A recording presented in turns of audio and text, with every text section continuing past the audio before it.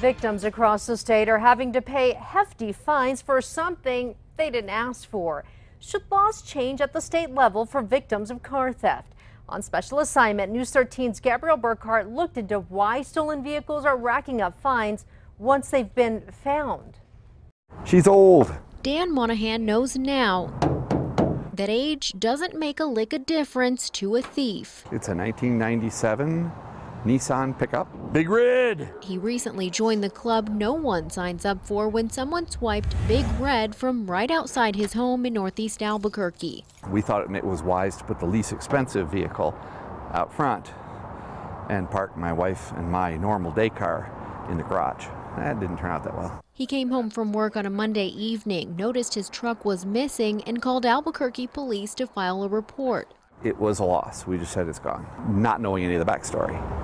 What Dan didn't know was that hours earlier while he was at work, APD actually found his truck stalled and abandoned just down the block. You see, whoever stole it likely couldn't drive a stick shift and gave up before attempting the freeway. APD had the truck towed to get it out of traffic, but even after reporting it stolen, Dan had no clue. While it was gone. Are you ever thinking, We're not going to get it back. If we get it back, it's going to be torn up. If it's not torn up, it's, somewhere in Canada or Mexico or who knows where. But someone did know his truck never reached the border or got scrapped for parts. Instead, it sat for a week at Town & Country Towing on South Broadway, racking up daily storage fees. Dan finally learned that when he got a call from an APD officer the following Saturday. It took that long to find out that they always had it. It seems there could have been something connected here. APD officer Simon Drobick says the department does have a system to connect those dots, and they do try to contact owners. When we document the license plate, when we tow something, it should sync up in our systems. It's a situation where this one just seems to fall through the cracks.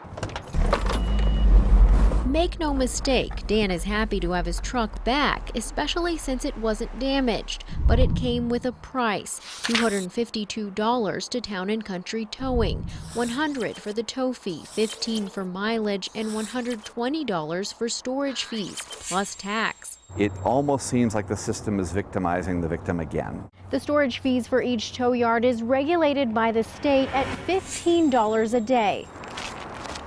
Dan points out he can park his truck in a covered garage at the airport for just $10 a day. It was pricey dirt. Each day that goes by, the total goes up. Once a stolen or abandoned vehicle is towed, it's up to the tow company to contact the registered owner. That process, as outlined by the state, we have 3 days to obtain the MVD records and another 2 days to get the certified letter out. Jason Brose owns Town & Country Towing. He says in Dan's case, his company followed the law. APD actually alerted him to where his vehicle was located before we could even alert him through the certified mail, which was within the time frame of the statute. Still, Dan isn't the only victim to pay the price for getting back a stolen vehicle. Should that change? It's that old, there's got to be a better way. We took our questions to the New Mexico Public Regulation Commission, which regulates tow companies across the state. Should the law change for crime victims when it comes to storage fees? I think it should. PRC Commissioner Valerie Espinosa says she's interested in taking this question to the commission and may ask for a moratorium on storage fees for victims of auto theft. As the law stands, tow companies can use discretion when it comes to customer charges. And I would encourage them to work with the people that they've impounded their vehicles. The PRC will investigate if someone files a complaint, but oversight is limited. There are 321 tow companies across the state and just 5 PRC inspectors visiting businesses every 3 years. I think we should be more active. Meanwhile, Bro says his company does work with customers, but Dan's bill, he believes, is fair. While we feel bad for victims, our expenses don't change. And our expenses aren't capped. Just this year, the PRC approved added costs that tow companies can now charge for. Things like standby wait time, drive shaft, axle removal, or use of dollies and snow chains. They hadn't had a rate increase in over 10 years. They felt that, it was needed. The commission approved that.